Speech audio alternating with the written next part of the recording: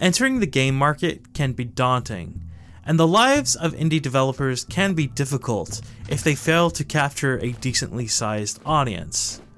But before adult content was officially allowed on Steam, many devs still used sex appeal to attract customers. These developers often offered mature content through other means, such as external websites or the Steam Workshop, which was either less monitored or less strict.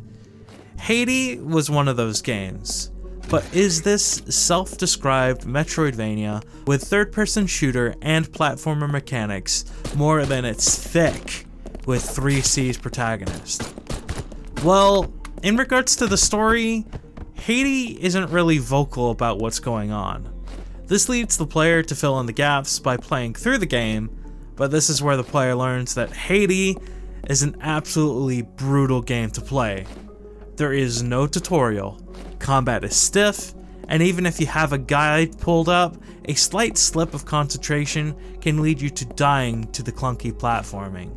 You have to stay focused 100% of the time you're playing Haydee, and make tough decisions not only with your in-game resources, but your external resource of time as well. The direction you go first can mean the difference between life and death. And then when you do finally find a good path and succeed, do you then take the time to go all the way back and save your progress? Or do you continue forward with the hopes that a save location will appear soon? Honestly, some of the difficulty appears intentional, while at other times it doesn't. This leads to a mildly frustrating, if interesting gameplay loop in my opinion. While I don't typically support difficulty for difficulty's sake, as it typically limits the game's accessibility, this is kinda where it clicked for me as a gameplay mechanic. While the game won't be for everyone, there is an audience for a game where the reward for your success isn't in the game, but within the player when they accomplish what they couldn't before. And you complete all that gameplay while looking at one of the most visually interesting heroines in recent history. While I can see why Haydee caused such a ruckus all those years ago, I think that her aesthetics would hold up regardless of her assets. The world is fairly interesting, having a very clinical feel, similar to that of Portal, though not quite as visually impressive.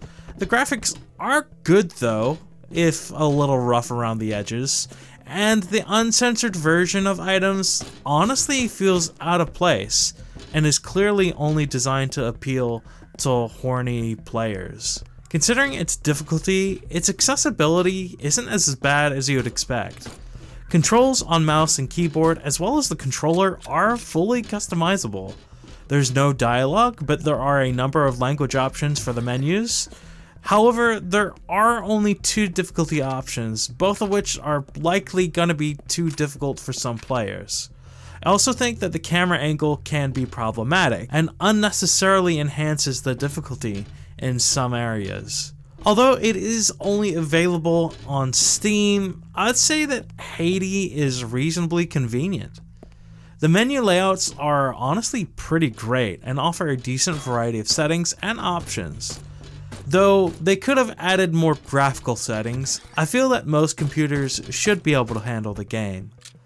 While it took me a while to fully appreciate what Haydee has to offer, I'm not entirely sure I'm at the point where I can say I had fun with it.